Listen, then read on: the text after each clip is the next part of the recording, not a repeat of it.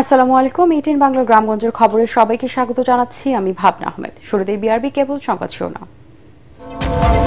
রংপুরের গঙ্গাচড়ায় তিস্তার সেতু রক্ষা বাঁধ ভেঙে তলিয়ে গেছে অসংখ্য ঘরবাড়ি ও ফসলি জমি। দুর্ভোগে বানভাসী মানুষ। শাপলা প্রতীক নিয়েই এনসিপি আগামী নির্বাচনে অংশ নেবে বললেন দলটির উত্তরাঞ্চলের মুখ্য সংগঠক সার্জিস আলম।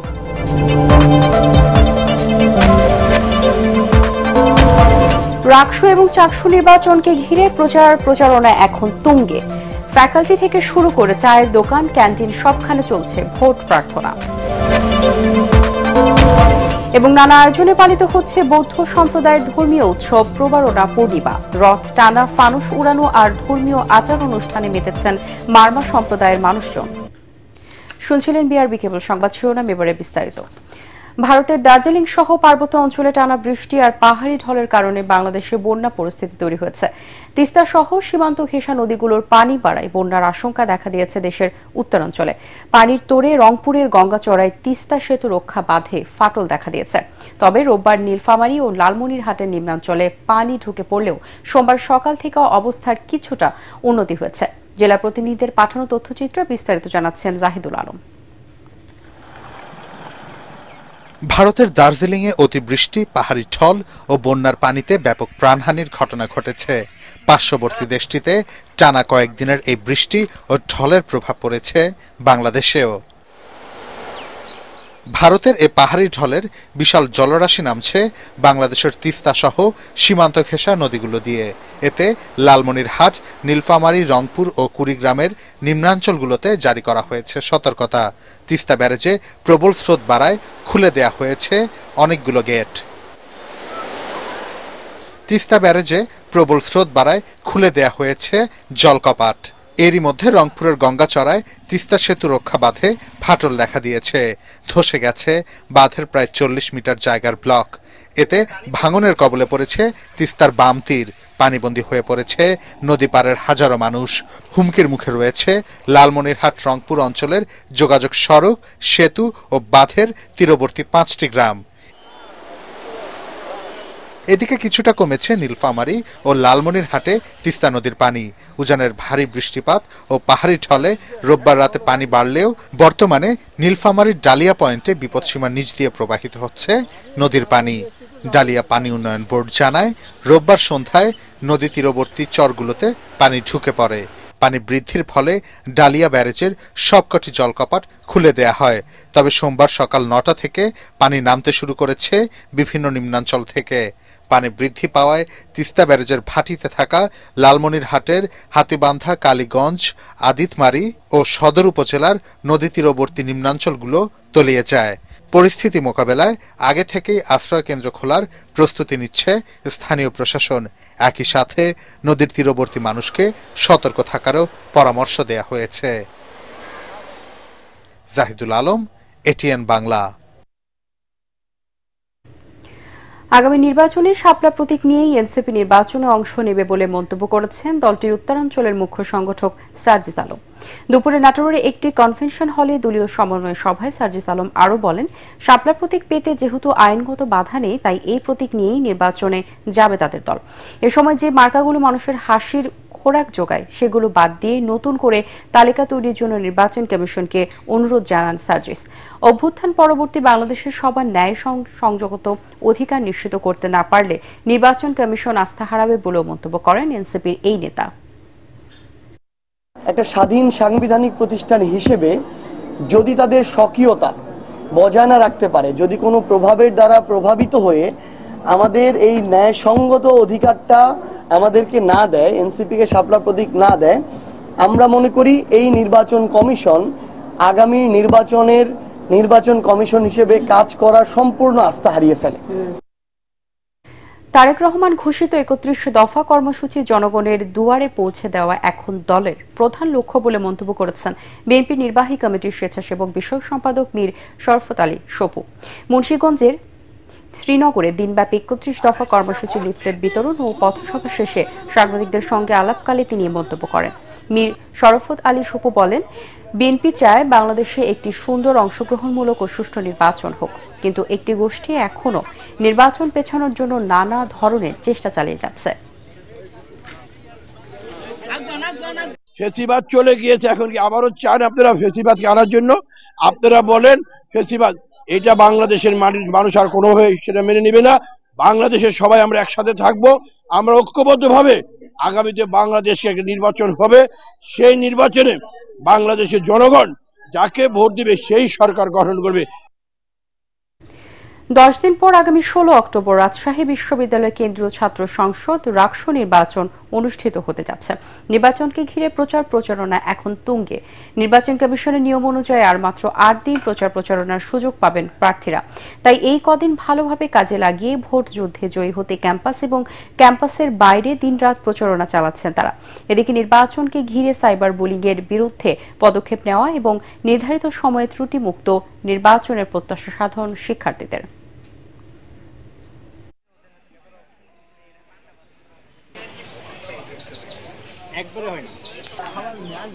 তফসিল অনুযায়ী কিন্তু আবারও নির্বাচনী প্রচারণার সময় দেওয়া হয়েছে এবং আমরাও সকলে ফিরে এসেছি ক্যাম্পাসে। ভোটাররা আসা শুরু করে দিয়েছে। ইতিমধ্যে আমরা বিভিন্ন ভোটারদের কাছে যাচ্ছি এবং ভালো সাড়া পাচ্ছি। শিক্ষার্থীদের মাঝে লিফলেট বিতরণ এবং আমাদের কথাগুলো বলার চেষ্টা করছি। নতুন প্রজন্ম যারা আমরা ভোটাধিকার থেকে বঞ্চিত ছিলাম, ভোটের অধিকার থেকে বঞ্চিত ছিলাম, ভোটের আনন্দ থেকে বঞ্চিত ছিলাম, সেই আনন্দ আমরা ফিরে পাচ্ছি। আমরা শিক্ষার্থীদের সাথে কুশল বিনিময় করেছি, দোয়া বিনিময় করেছি। যেহেতু নির্বাচন 16 তারিখে হবে, সঙ্গত কারণে আমরা প্রার্থীদের শুধু প্রচারণাটা 14 তারিখ পর্যন্ত আমরা বর্ধিত করেছি। এদিকে চাকসু ও হল সংসদ নির্বাচনের প্রচারণায় এখন মুখর ক্যাম্পাস। দুর্গাপূজার ছুটির পর গতকাল থেকে ক্যাম্পাস খোলায় প্রার্থীরা পুরো দমে নির্বাচনী প্রচারণায় মেতে উঠেছেন। ফ্যাকাল্টি থেকে শুরু করে চায়ের দোকান, ক্যান্টিন সবখানে চলছে ছাত্রদল, ছাত্র শিবির সহ বিভিন্ন প্যানেলের প্রচারণা।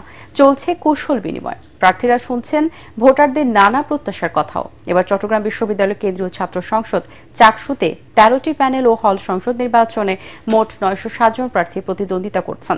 নির্বাচনে ভোটার সংখ্যা 27,521 জন। আগামী 15 অক্টোবর সকাল 9টা থেকে বিকেল 4টা পর্যন্ত চাকসু নির্বাচনে ভোট গ্রহণ অনুষ্ঠিত হবে। নাটোরের বড়াই গ্রামে সড়ক দুর্ঘটনায় 3 জন নিহত হয়েছে। প্রত্যক্ষদর্শীরা জানায়, দুপুরে বড়াইগ্রাম উপজেলার গুনাইহাটি এলাকার নাটোর পাবনা মহাসড়কে যাত্রীবাহী বাস একটি অটোরিকশাকে চাপা দিলে অটোরিকশার 3 যাত্রী ঘটনাস্থলে নিহত হয়। আহত হয় আরও 3 জন। তাদের উদ্ধার করে স্থানীয় একটি ক্লিনিকে ভর্তি করা হয়েছে। মহাসড়কে অটোরিকশাটি ইউটার্ন নেওয়ার সময় এই দুর্ঘটনা ঘটে বলে জানায় স্থানীয়রা। খাগড়াছড়ির পানছড়ি এলাকার গহীন জঙ্গলে ইউপিডিএফ এর গোপন আস্তানার সন্ধান এবং অস্ত্র ও গোলাবারুদ উদ্ধার করেছে সেনাবাহিনী। এক সংবাদ বিজ্ঞপ্তিতে আন্তঃবাহিনী জনসংযোগ পরিদপ্তর আইএসপিআর জানিয়েছে, গোপন সংবাদের ভিত্তিতে আজ ভোরে জেলার পানছড়ি উপজেলার যুবনেশ্বর পাড়ার গভীর জঙ্গলে ইউপিডিএফ এর একটি গোপন আস্তানা ঘেরাও করে তল্লাশি অভিযান চালায় সেনাবাহিনী। এই সময় সেনা সদস্যদের উপস্থিত টের পেয়ে পালিয়ে যায় ইউপিডিএফ এর শীর্ষস্থানীয় গ্রুপ কমান্ডার সুমেন চাকমা। পরে সেখানে তল্লাশি চালিয়ে একটি পিস্তল, একটি ম্যাগাজিন, 2 রাউন্ড অ্যামুনিশন, 15টি ব্যানার, 2টি ওয়াকিটকি চার্জার, 2টি মোবাইল ফোন, ধারালো অস্ত্রসহ বেশ কিছু সরঞ্জাম উদ্ধার করা হয়। অভিযান চলাকালে সেনাবাহিনীর কার্যক্রম ব্যাহত করতে স্থানীয় নারী, পুরুষ, কোমলমতি শিক্ষার্থীদের সেনা বিরোধী স্লোগান দিতে বাধ্য করে ইউপিডিএফ।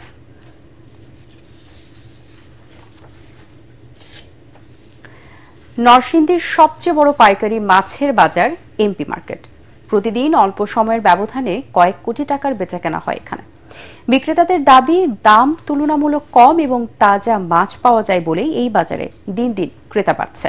নরসিংদী সংবাদদাতার পাঠানো রিপোর্ট জানাচ্ছেন ফারহিন ইসলাম টুম্পা। সারি সারি ট্রাকে আনা হয়েছে রুই, কাতলা, ট্যাংরা সহ দেশীয় নানা প্রজাতির মাছ। দেশের বিভিন্ন প্রান্ত থেকে প্রতিদিন প্রায় 30 থেকে 40টি ট্রাকে মাছ নিয়ে এই বাজারে নিয়ে আসেন বিক্রেতারা। ক্রেতারা বলছেন, দাম তুলনামূলক কম আর তাজা মাছের টানে আসছেন তারা। এখানে সবচেয়ে সস্তায় পাইকারি দরে পাওয়া যায়। এখানে সব মাছের সস্তা, এখানে খুব ভালো মাছ পাওয়া যায়। ইলিশ, কাতলা, রুই, তেলাপিয়া, বড় বড় সাইজের পাবদা, বড় বড় সাইজের গুলায়া, বিভিন্ন অনেক জাতের মাছ পাওয়া যায় এখানে। পাইকার যারা আছে তারা বিভিন্ন জায়গা থেকে আসে, তাদের নিরাপত্তা দেওয়া হয় এখানে আর আমরা এইগুলো সবকিছুই দেখাশোনা করা হয়। স্থানীয় ব্যবসায়ীর পাশাপাশি নরসিংদীর বাইরে থেকেও মাছ নিয়ে হাটে আসছেন বিক্রেতারা। প্রতিটি ট্রাক থেকে 1500 থেকে 2000 কেজি মাছ আসে, যা 2-3 ঘন্টার মধ্যেই বিক্রি হয়ে যায়। আর প্রতিদিন 2 থেকে 3 কোটি টাকার বেচাকেনা হয় এই হাটে। 3 ঘন্টায় 2 থেকে 3 কোটি টাকা বেচাকেনি হয়। রাজশাহী, খুলনা, বরিশাল, চিটাগাং, নোয়াখালী, এই সাতক্ষীরা বিভিন্ন জায়গা থেকে মাছ আসে। এই বাজারটা নরসিংদী অনেক জমজমা। সালাকসো, শিবপুর, বেলাবর, আবার লাইপুরা, আবার মাধবদী, শেখরসর, আবার 5 দিন হেরার আরো আমরা নরসিংদী আরো একটা মাছ নেই, বিভিন্ন জায়গার মধ্যে মাছ নিয়ে বিক্রি করে। শনিবারে বিক্রি করি পুটিয়া বাজার, রবিবারে আমি একটু রেস্ট নেই, আমরা সোমবারে বিক্রি করি মণিপুরা বাজার। শুধু নরসিংদী নয়, দেশের অন্যতম ব্যস্ত মাছের হাটে পরিণত হয়েছে এই এমপি বাজার। Bureau report, ATN Bangla. শিক্ষকদের মাথায় মুকুট পরিয়ে সম্মান জানিয়ে বিশ্ব শিক্ষক দিবস পালন করল যশোর আদ্দিন নার্সিং ইনস্টিটিউটের শিক্ষার্থীরা। পুলেরহাটে কলেজটির হলরুমে আয়োজিত অনুষ্ঠানে প্রধান অতিথি ছিলেন আদ্দিন সকিনা মেডিকেল কলেজ হাসপাতাল ও আদ্দিন নার্সিং ইনস্টিটিউটের অ্যাসোসিয়েট ডিরেক্টর নাজমুন নাহার। যশোর থেকে তামান্না ফারজানার পাঠানো রিপোর্ট জানাচ্ছেন আসিফুর রহমান সাগর। ভিন্নধর্মী আয়োজনে শিক্ষক দিবস উদযাপন করল যশোর আদ্দিন নার্সিং ইনস্টিটিউটের শিক্ষার্থীরা। শিক্ষক শিক্ষার্থীদের যে গভীর সম্পর্ক, তাই ব্যতিক্রমী আয়োজন নতুন করে সবাইকে মনে করিয়ে দিল। অনুষ্ঠানের প্রধান অতিথি আদ্দিন সকিনা মেডিকেল কলেজ হাসপাতাল ও নার্সিং ইনস্টিটিউটের অ্যাসোসিয়েট ডিরেক্টর নাজমুন নাহার বলেন, শিক্ষকরা জাতির আত্মা। শিক্ষার্থীদের সাফল্যের পেছনে তাদের নিঃস্বার্থ ভালোবাসা, পরিশ্রম আর ত্যাগের অবদানই সবচেয়ে বড়। শিক্ষকরাই হলেন জাতির আত্মা। ছাত্রীদের শিক্ষার পিছনে, সাফল্যের পেছনে যাদের সবচেয়ে বেশি অবদান থাকে তারাই হলেন শিক্ষক। সভাপতিত্ব করেন অধ্যক্ষ ডক্টর ফিরোজা বেগম। উপস্থিত ছিলেন উপাধ্যক্ষ মেহরুন্নেসা মেডি সহ শিক্ষক ও শিক্ষার্থীরা। লাভ, হেল্প, রেসপেক্ট, তিনটে জিনিস খুবই মনোযোগ দিয়ে দেখো। রোগ অসুস্থ হইলে তাকে আমরা সাহায্য করব, বিপদে পড়লে সাহায্য করব, আমরা সবাইকে রেসপেক্ট করব। ছোট আমার কাছ থেকে যাতে রেসপেক্ট পায় এবং বড়ও যাতে পায়, এই জিনিসটা আমি খেয়াল রাখবো। তাহলে কিন্তু আমাদের মধ্যে কিন্তু ভালোবাসা বেশি আর বাড়বে। আলোচনা পর্ব শেষে ছিল সাংস্কৃতিক পরিবেশনা, কেক কাটা আর শিক্ষকদের সংবর্ধনা। আনন্দ উচ্ছ্বাসে মুখর হয়ে ওঠে পুরো campus. Bureau report, ATN Bangla. ব্রাহ্মণবাড়িয়ার সীমান্তের বিভিন্ন এলাকায় চোরাচালান বিরোধী বিশেষ অভিযান চালিয়ে প্রায় 2 কোটি টাকা মূল্যের ভারতীয় মালামাল জব্দ করেছে বিজিবি। গত 1 থেকে 6 অক্টোবর পর্যন্ত 60 বিজিবি সুলতানপুর ব্যাটালিয়নের অধীন আখাউড়া, কসবা, মঈনপুর ও খাদলা সহ বিভিন্ন বিওপির সদস্যরা এসব ভারতীয় চোরাচালানের মালামাল জব্দ করে। দুপুরে বিষয়টি নিশ্চিত করেন 60 বিজিবি অধিনায়ক লেফটেন্যান্ট কর্নেল মোহাম্মদ জিয়াউর রহমান। জব্দ করা এসব মালামাল আখাউড়া ও কুমিল্লা কাস্টমসে জমা করা হবে। চট্টগ্রামের সীতাকুণ্ডের জঙ্গল সলিমপুরে এখন টিভির ব্যুরো প্রধান ও চট্টগ্রাম টেলিভিশন রিপোর্টার্স নেটওয়ার্কের আহ্বায়ক হোসেন জিয়াদ ও ক্যামেরা পার্সন পারভেজ রহমানের উপর সন্ত্রাসীদের হামলা ও ক্যামেরা ভাঙচুরের প্রতিবাদে মানববন্ধন করেছে চট্টগ্রাম প্রেস ক্লাব ও মেট্রোপলিটন সাংবাদিক ইউনিয়ন। সকালে প্রেস ক্লাব চত্বরে আয়োজিত মানববন্ধনে চট্টগ্রাম প্রেস ক্লাবের সদস্য সচিব জাহিদুল করিম কোচি কঠোর হুঁশিয়ারি উচ্চারণ করে আগামী 48 ঘণ্টার মধ্যে ছিনতাই হওয়া সরঞ্জাম উদ্ধার ও হামলাকারীদের গ্রেপ্তার এবং জঙ্গল সলিমপুরে অভিযান চালিয়ে অবৈধ দখলদারদের উচ্ছেদ করার দাবি জানান। ইসলামী ব্যাংকে নিয়ম বহির্ভূতভাবে নিয়োগ পাওয়া কর্মকর্তাদের বহিষ্কারের দাবিতে মানববন্ধন করেছেন ব্যাংকটির গ্রাহক ও কর্মকর্তারা। সকালে চাঁপাইনবাবগঞ্জের বাতেনখা মোড়ে ব্যাংকটির কার্যালয়ের সামনে এই মানববন্ধন অনুষ্ঠিত হয়। মানববন্ধনে অংশগ্রহণকারীরা অভিযোগ করেন, এস আলম গ্রুপের নিয়ন্ত্রণে থাকাকালে ব্যাংকটির পর্ষদ 2017 থেকে 2024 সাল পর্যন্ত বিভিন্ন পদমর্যাদায় সম্পূর্ণ অবৈধভাবে বহু কর্মকর্তাকে নিয়োগ দেয়। অবিলম্বে এসব কর্মকর্তাদের ব্যাংক থেকে বহিষ্কারের দাবি জানান তারা। নানা আয়োজনে পালিত হচ্ছে বৌদ্ধ সম্প্রদায়ের অন্যতম ধর্মীয় মহোৎসব শুভ প্রবরণা পূর্ণিমা। এ উপলক্ষে বৌদ্ধ ধর্মাবলম্বীদের প্রাণ কেন্দ্র বান্দরবানে এখন উৎসবের আমেজ। রথ টানা, ফানুস উড়ানো আর ধর্মীয় আচার অনুষ্ঠানে মেতেছেন মারমা সম্প্রদায়ের মানুষজন। উৎসবকে কেন্দ্র করে পাহাড় এখন পর্যটকের পদচারণায় মুখর। বান্দরবান থেকে মিনারুল হকের পাঠানো রিপোর্ট জানাচ্ছেন আশিকুর রহমান। আষাঢ়ী পূর্ণিমা থেকে আশ্বিনী পূর্ণিমা পর্যন্ত বৌদ্ধ ভিক্ষুকরা পালন করেন বর্ষাবাস। এই বর্ষাবাসের শেষেই আসে প্রবারণা পূর্ণিমা বৌদ্ধ সম্প্রদায়ের অন্যতম ধর্মীয় উৎসব। এদিন ভিক্ষুকরা আত্মশুদ্ধির মাধ্যমে পুণ্য অর্জনের বার্তা ছড়িয়ে দেন।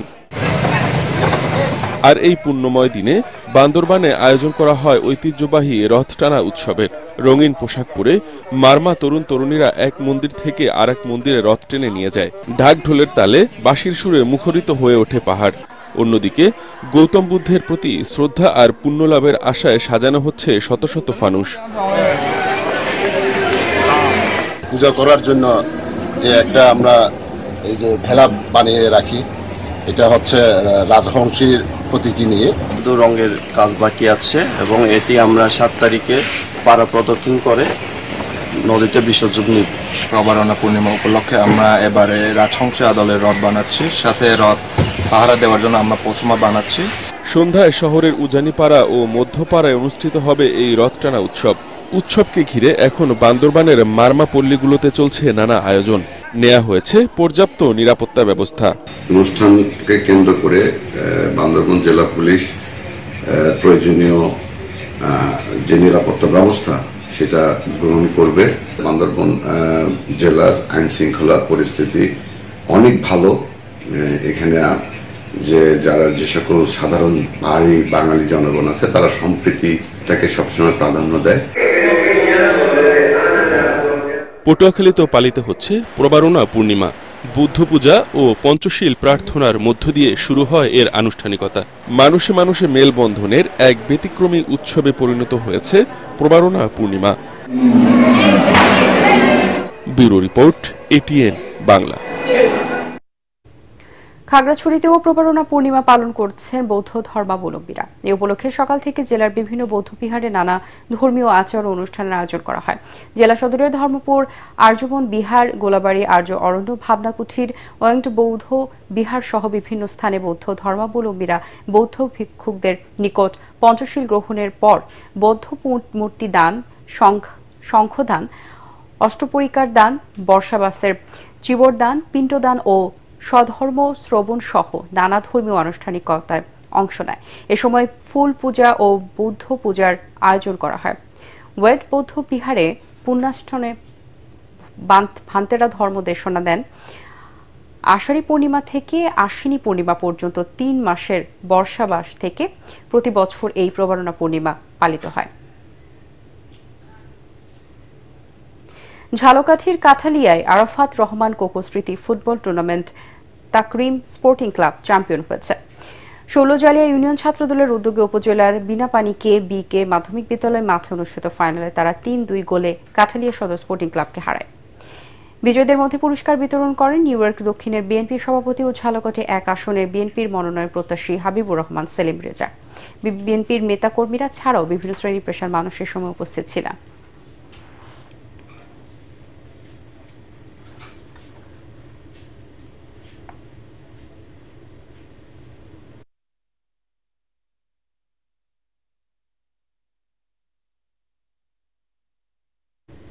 পরবর্তী সংবাদ দেখার আমন্ত্রণ জানিয়ে এখনকার মতো শেষ করছি। এটিএন বাংলার সংবাদ ইউটিউবে দেখতে ব্রাউজ করুন youtube/ATN বাংলা নিউজ। ধন্যবাদ সবাইকে।